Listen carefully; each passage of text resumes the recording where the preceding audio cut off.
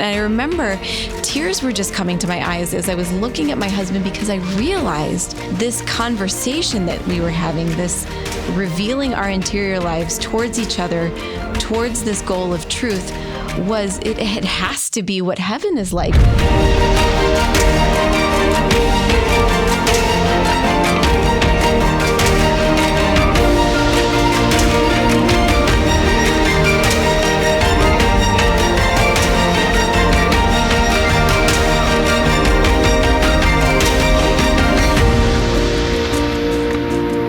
Good afternoon, and welcome to Elevate Ordinary. I'm your host, JonMarc Grodi. And I'm Teresa Grodi.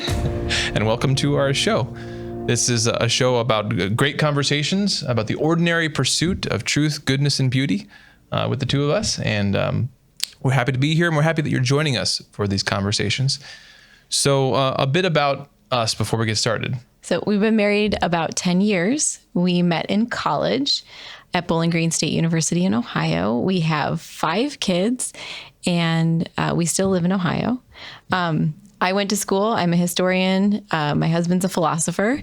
And I think that that's one of the things that makes for really great conversation sometimes between us. It started out being a little rocky until we realized that he's the idealist and I'm the historian. So we're just very excited to share these conversations with you. Yeah. As I said, right there in the tagline, this is a conversation.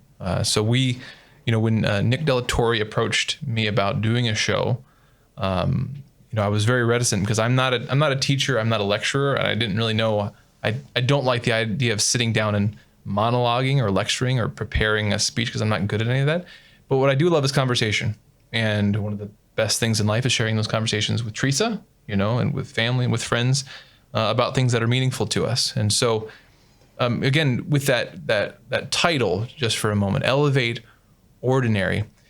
We want to have great conversations together. We want to invite you into them. We want to hopefully inspire you to have great conversations. But I want to emphasize that even with your introduction aside, these aren't esoteric conversations. We're not here to talk big philosophy or theology or deep out there ideas. What we want to talk about is life. We want to talk about the purpose of our life and all the little ways, all the little ordinary things or seemingly ordinary things in our life that, again, they may seem ordinary on the surface. We may treat them as ordinary, but they're not ordinary. The little things are the big things.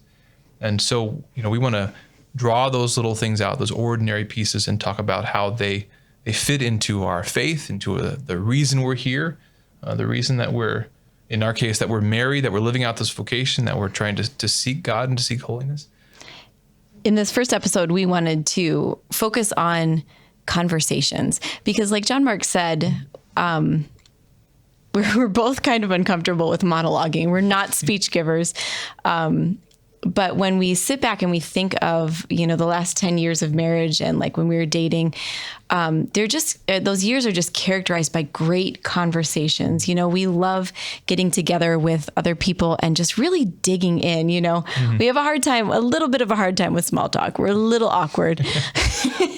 But, when you can finally dig in and find a topic, to kind of like hash out and arrive at truth together. We're a big believer that conversation is a foreshadowing of heaven, to knowing, coming to know this other person that you're sitting across from, seeking truth together, and then of course being known. And there was this moment we had in our marriage where I was cooking at the stove, and we were in the middle of this great conversation. We had just stumbled upon this truth together, and we were kind of going back and forth and hashing it out. And we were just, our excitement on both ends was just elevating, as I'm sitting at the stove cooking it. And I remember tears were just coming to my eyes as I was looking at my husband, because I realized that this conversation that we were having, this revealing our interior lives towards each other, towards this goal of truth, it has to be what heaven is like when, the philosophers tell us that heaven is a continual knowing of God, being known, 1 Corinthians, I'm Catholic, 1 Corinthians 13, maybe. St. Paul says, when we're in heaven, we will know even as we're known. There's this continual being known by God, and then knowing ourselves and knowing the other souls that are there in heaven. Yeah. And we have a foreshadowing of this here on earth. We homeschool our children. That's the topic for another, for another podcast. Yeah. But I remember initially just begging people, like, what's a book on developing good conversational skills? Like, I was a waitress for 10 years. I'm kind of good at small talk, but how do I have good conversation? And everybody's like, oh, you just practice. There's no book. And I'm like, but how am I going to practice? Yeah. And one of the beautiful things that we thought we could do with this podcast is just have good conversations. And maybe we're not the best conversationalists now, but I hope that through this podcast and having guests, and hearing your feedback and answering your questions, or digging into your questions with you, that we can become better conversationalists. And as we were talking in the car on the way here, I think we agree that right now in our culture, there's a real lack and a real hunger for a deepening of relationship, a deepening of conversations. Yeah, because we're not in a culture where we are deficient in information. Far from it. If anything, we're drowning in information, drowning in news, drowning in opinions, and much of what passes for conversation out there, or masquerades as conversation, or claims to be conversation in the media or on the social media, really is not. And as we were talking, earlier, something that really, I think, occurred to us is that, what do we really need and want out of good conversation is relationship. That's really what it's about. That's what separates bad and good conversation. We've all been in a situation, or perhaps perpetrated a situation, in my case, where a conversation goes where two people have departed from seeking truth together, and knowing and being known, pursuing some deeper truth together, and one person just wants to get to a destination to enforce their opinion, and I do that a lot. I often, it's a constant place in my examination of conscience and in my going to confession. It's that, oh, I did it again. I ruined a good conversation because I was so desperate to get my point across. But what we really want, what we're really desperate for, is not information in our culture, but relationship. Mm-hmm. Real authentic conversation bears an important resemblance with deep, real authentic prayer, right? Because when we talk to God, when we pray, obviously we can focus too much on just all the stuff we're saying over and over, or long litanies of things, without ever being silent, without ever listening, without ever allowing the other direction. And again, in conversations with each other, that element is so important, that if when we're talking, when we're sharing life together, we're digging into some aspect of family life or parenting, or some issue that's come up, what we want is we want to seek a deeper truth together in conversation, but I also want to know you better. I want to share my heart with you, and I want to encourage you to share your heart with me. So a lot of conversation is creating that right atmosphere so that sharing of hearts and the pursuing of truth together can occur. Do you want to know what the very first bumper sticker was on my very first car? You know what it said? What? I can't remember. Wait, it said I can't remember? No. Oh. Actually, so it said, question the answers. Oh, yes. Question the answers. And I think... Because you were big into... I was really big into the X-Files. Yeah. Area 51. This all started, the X-Files. Yeah, it's amazing being a teenage girl at a MUFON conference, the Mutual UFO Network, which I don't think exists anymore, maybe under another name, but you get a lot of attention. You're not the normal person at this conference. But part of great conversations, I think, starts with asking questions. You were just talking about listening. Sometimes I think we don't ask questions because we really don't want to listen to the answer that the other person's giving us, especially, as you were saying, if we want them to arrive at a certain point. We're afraid that if we ask the scary questions of them, or if they even kind of sort of come, have this question in mind, we want to like shut out their questions so that way they can't think them, so that they arrive at this destination of truth. I was in a meeting the other day with a friend, Nate, and he brought up, we were talking about evangelization, and he brought up the fact that the church, the Catholic Church, we were speaking in a Catholic context, the church and priests are now trying to fill roles that traditionally lay people had been filling, whereas the priest, the preacher, was intended to be the mass communicator of truth, the catechist.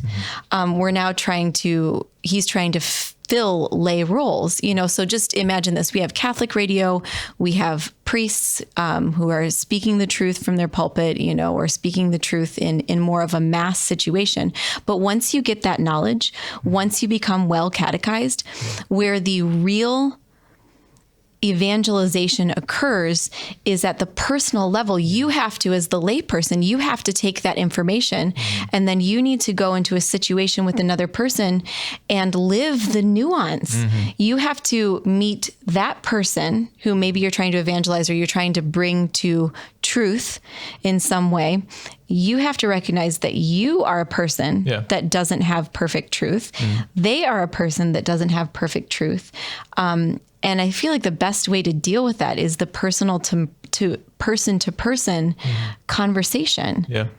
Because sometimes, the urge is, especially for people of principle, people of faith, we get that worry, that anxiety, which again is a lack of trust in God, this anxiety that if I don't drive home this point, this person's going to be lost, and I have to save them, But we can't force another person into truth. We can't force them to be good. We can't force them to be holy. And for someone to really accept a truth, think about that, the passage of scripture, I believe, help my unbelief. Even knowing about yourself, what you believe, what that really means is a complicated subject, complicated notion. Like, how do I know what I believe? How do I know what I really believe? We can't strong arm someone into that. We can lead them to that.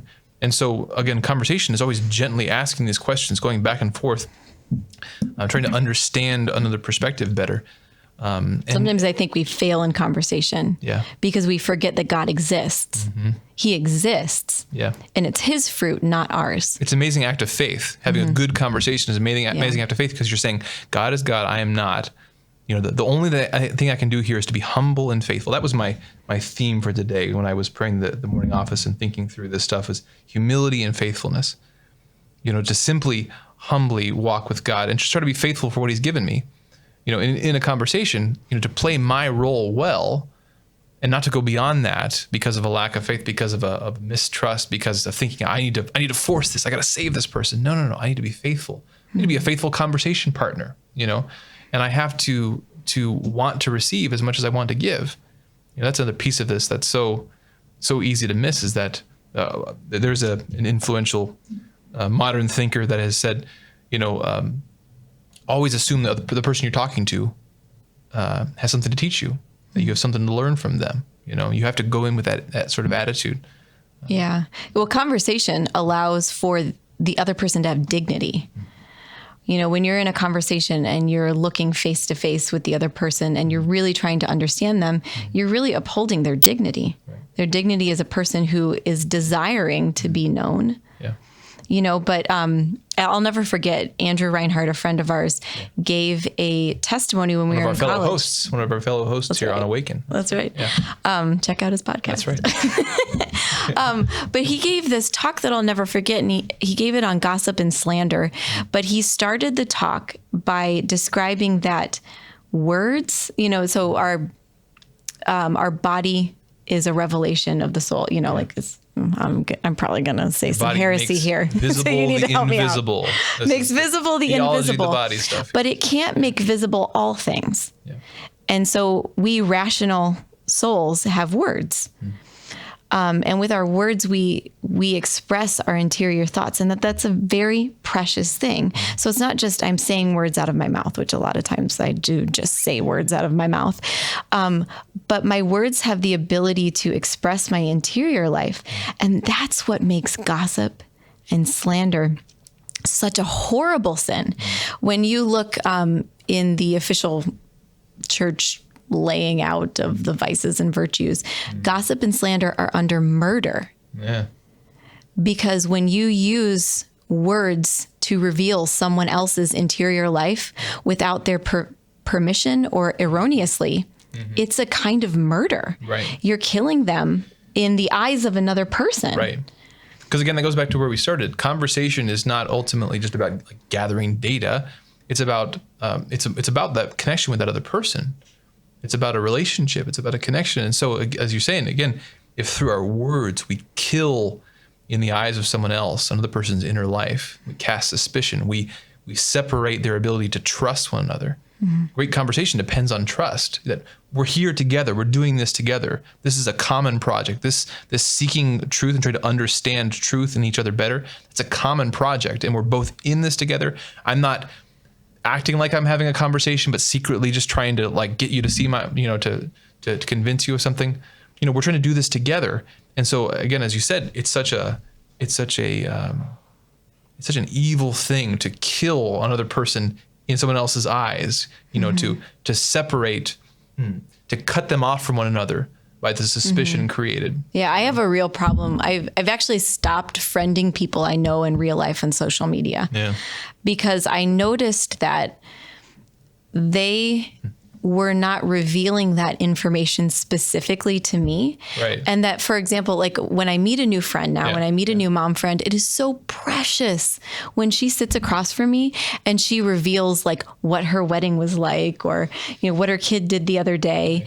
And I started to feel, and I'm not, against social media or whatever, but I started to feel a little guilty in my own soul that I was like taking information that wasn't mine. It just felt like it made it gave me prejudices in my relationships with real people in my real life. I love keeping in contact with people via social media when they don't live near me, but I really want to guard those relationships that I have in real life. And I don't want to go on my friends, I'm dating myself, on my friends' I don't care to learn another version of social media, but when I go on my friend's Facebook page and I read, like maybe political articles that she's posted, and all of a sudden right there, like it's damaging our relationship and she isn't even there. Yeah. She's not even there. Right. And it like, I just felt so strongly that I needed to just not friend my real friends in real life anymore so that I could work on the relationship in real life. Yeah. And obviously there's a dozen other topics embedded in that, on social media and I'm not anti-social media. I'm not. It's just, we'll have a good conversation about that at some point. Part of having good conversation is seeing those things that kind of bristle you, like that moment I just described, and like asking the questions. Right. Why do I kind of feel like I've developed this prejudice against her when I went on her Facebook page? And now when I see her, why was I a little hesitant to like reveal myself to her any further? Like those are important questions to ask when you're pursuing truth. Going back to something you said earlier about we receive information, but we have to process it. And one of the ways we process it is by having a place to put that out there and to see a reaction and to process it with someone else.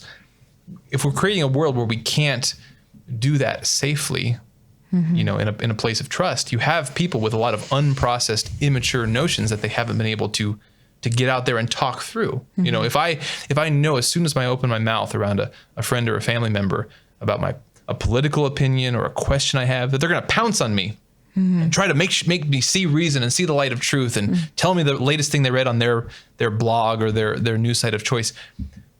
Not only can we not have a good conversation, but I have thoughts and feelings and notions and opinions that I can't process anyway. You're not processing an opinion when people are just lobbing rhetoric back and forth at each other. We need to be able to put it out there and get some input and have some good questions asked and go back and forth. And we need to create that for other people. We need to encourage them to do it. If we really care about other people, first of all, we need to recognize that, again, they're not dying for lack of information. People in our world are dying for communion, for relationship.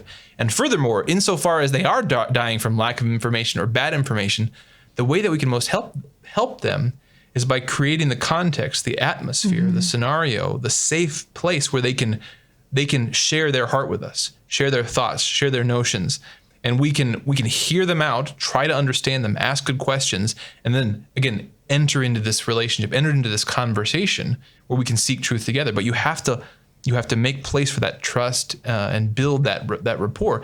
And again, even if you really think that someone is wrong, there's always something to learn. Again, that's such an important point. You always go in assuming there's something to learn, because there always is. That the way that person sees the world, why did they see it that way? Mm-hmm. What aspect of the world are they concerned about that makes them hold tightly to that particular opinion? There's something to learn there. And again, if you want to know them better, if you want to give them relationship, if you want to help them, you have to be willing to learn that. You have to be wanting to learn that. Yeah. Who's your favorite thinker? Well, you're going to hear about it a lot, about a lot of our favorite thinkers. Mine is G.K. Chesterton. He was, I would say he's definitely a patron saint of conversation.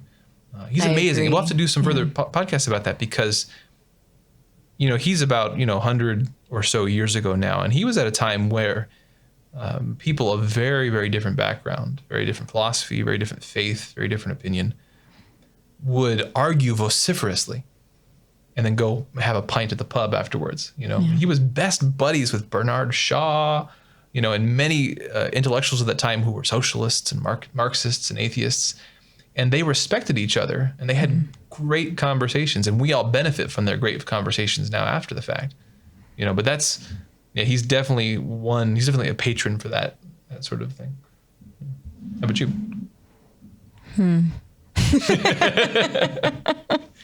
You weren't ready for the hard-hitting question, were you? No, because I don't read a lot of nonfiction. Who's your favorite Jane Austen character? Oh, how did you think of that question? Because you prepped me for it before. I asked you a question that I don't know the answer. I asked you to ask me a question I don't know the answer to. I think I'm in love with every Jane Austen book that I'm reading currently. I love her funny characters. I really, really love Lady Catherine in Pride and Prejudice, and Mr. Collins. Yeah, I have a hard time with the heroines because I think I have a hard time being kind to women because I am one. I love Pope John Paul II. I know you know that. I love him. He was the first person who taught me how to think, even as a historian. When I had my conversion during my graduate degree, I couldn't believe that no one had ever taught me how to think. Not think critically, not analyze the situation, right, but how to ask questions and really attack the answers. But one of the things that people always said about him was that when you were with him, he was completely present to you. He was there with you. Yeah. He was listening to everything that you were saying. Yeah. And something that he talked about, and I don't know if I have the quote right, but like he would see in each person the irrepeatable quality, that person is singular, and you will never have an opportunity to meet that other person. And I think that is something that when you're talking about the safe space, the original safe space, guarding that other person's dignity with whom, you're sharing this conversation with. That reminds me of one of my favorite quotes. Actually, I grabbed it here beforehand. This is a quote from C.S. Lewis. I think this was a sermon he preached, guest preached at a Anglican church or something like that. I think I may have that wrong, but it's one of my favorite quotes by him. And it connects well with this podcast too, because as you'll see, it references ordinary. So quote, "There are no ordinary people. You have never talked to a mere mortal. Nations, cultures, arts, civilizations, these are mortal, and their life is to ours as the life of a gnat. But it is immortals whom we joke with, work with, marry, snub, and exploit. Immortal horrors or everlasting splendors. This does not mean that we are to be perpetually solemn. We must play, but our merriment must be of that kind, and it is, in fact, the merriest kind, which exists between people who have, from the outset, taken each other seriously. No flippancy, no superiority, no presumption." Unquote. There are no ordinary people. Again, it connects with our podcast here a little bit. Of all the things in our life that we might seem ordinary, isn't it a travesty to ever maybe even think or even feel that another person is ordinary, you know. Yeah. But it is something amazing to be in connection with another person. You know, that's what life is about. We're created for relationship. And so to give or to withhold that from someone else, you know, is an eternal matter, you know. Mm-hmm. Yeah. It's one of the reasons we like having so many kids. Right. It truly is. I remember when we had our first child. Now, just a little bit of background. Yeah. We can get into this in another This Is Us show or whatever. Mm-hmm. But I never wanted to have children. Never. Maybe I'd adopt some child someday who looked like Harry Potter and had low self-esteem. And gosh darn it, I'd give him self-esteem and love him. How self-serving. Anyway. This is new. But our first child, I don't know what I thought babies would be. Mm-hmm. I mean, I never was around them. Maybe I thought they'd be like cats or something. And then at some point, at some point they'd be like humans. But I remember he was just so intelligent. He was so present from the first moment of his life. Mm-hmm. Well, his external life outside the womb. That our life really became like this giant party all the time. Mm-hmm. You know, we had a third best friend, like we married each other as best friends. And like every time we have another kid, it's like we're adding another best friend to our family.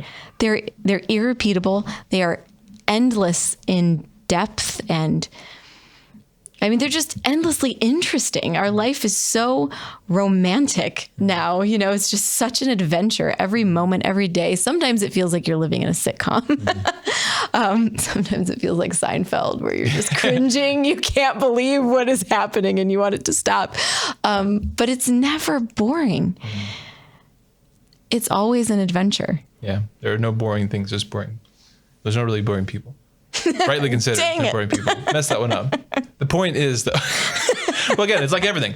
I mean, the one of the quotes that you were sort of alluding to right there is another favorite Chesterton quote of mine, which is that an adventure is an inconvenience rightly considered.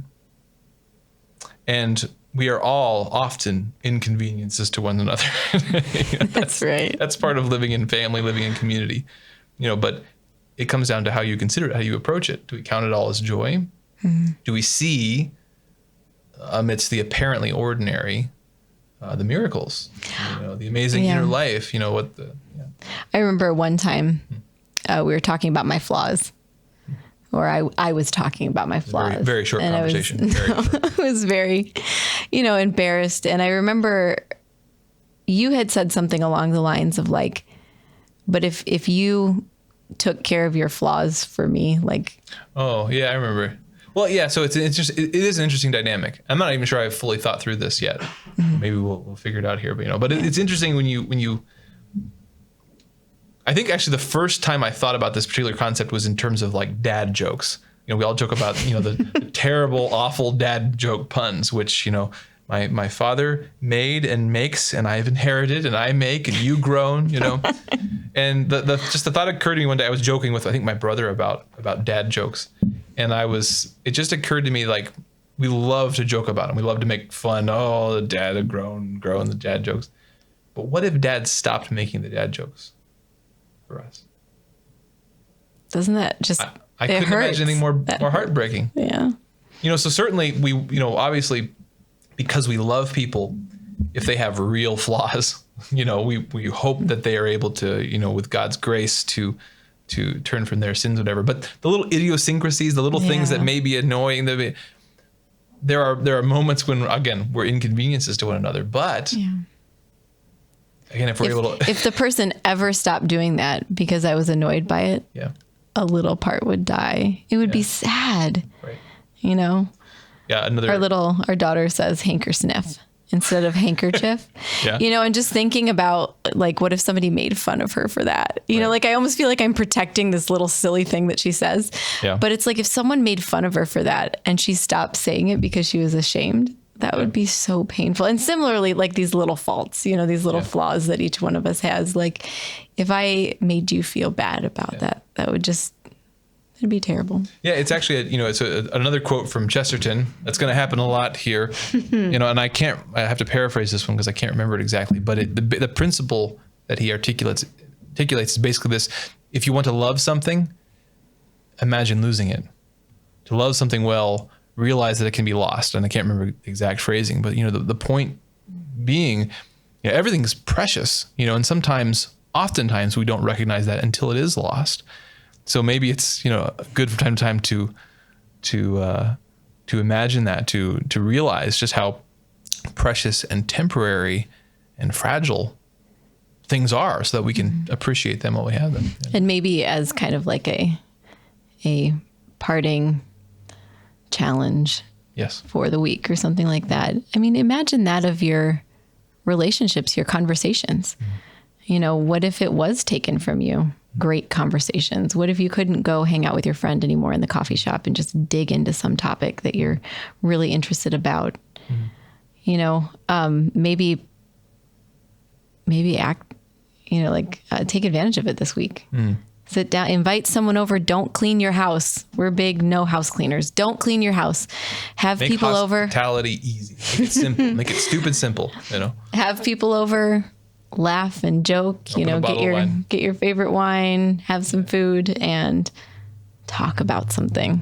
Yeah, and again, I can't reiterate enough that this is not just or not even mostly about information. I think I've said to you lately, and I've been thinking and praying a lot about just how comfortable I am with not being proactive in our relationship. Like forming habits of sharing my heart and conversation, the things that we value so much in theory. I'm so comfortable in practice in the day-to-day to just keep it to myself. But conversation, sharing our hearts, that's where real relationship is built. And so sometimes we don't feel like it. Get to the end of the week, get to date night, and we're just exhausted. But what do we usually do? We pull out a good book, or we turn on a podcast. We put something out there to spark, and not because the information is the most important thing in the world. Again, that's not what we're dying for. Is more information. It's that we have something. We want to know and be known. Yeah. We're dying for it. Yeah. We're yearning for it. Yeah. I want to give just a little plug real quick for a little game called Vertellus. We had bought it on a whim. It's for couples, but I think they've made other editions like for families or something like that. I think it originally wasn't for couples. We made a couples edition. Okay. Well, we have the couples edition, and they have these little questions that you ask each other that really get you thinking in an excited, outside of the box, positive way. I mean, I just can't say enough about it. So it's called Vertellus. We'll link it. So, there you have it. Again, thank you for joining us for this conversation. We're hoping to have a lot more. We hope you'll join us for a lot more. We hope we inspire some good conversations with you. We've got a few interesting topics that we'd love to dive into. If you have any conversations, please let us know. Yeah. We're looking for maybe like a practicing virtue in the election season with a special guest, or again, back to the title, Elevate Ordinary. So, one of our big things as a couple in our conversations is just about how easy it is to compartmentalize faith. It's over here. It's where we pray. We go to mass. We do stuff over here. And then there's all the rest of my life, but the reality is all that stuff, all that, again, apparently ordinary stuff is what God gives us. It's the raw material with which he wants to build the life that we have. But it depends on us lifting those things up, elevating those ordinary things, and cherishing them and digging into them and practicing virtue with them. And so, we want to talk about family life. We want to talk about hospitality, finances, evangelization, time, gardening. Journaling, it's almost spring. Lord of the Rings. I got my Lord of the Rings cup here. All kinds of stuff. Got lots of ideas. And so, again, thank you for joining us for this conversation, and we hope you do again soon. Thanks for watching this episode of Elevate Ordinary. If you're watching the show on YouTube, make sure to press the like button, subscribe to the AWAKEN Catholic YouTube channel, and turn on bell notifications so that you can find out when new episodes are released. Also, it's super helpful if you can leave a review for the podcast on iTunes. At AWAKEN Catholic, we're dedicated to bringing people to truth through beauty. This show and all of the shows here on AWAKEN Catholic are only possible because of people like you. You can become a part of what makes this all possible by making a tax-deductible donation for as little as the price of a cup of coffee a week. To join the Awaken Nation, visit awakencatholic.org/join.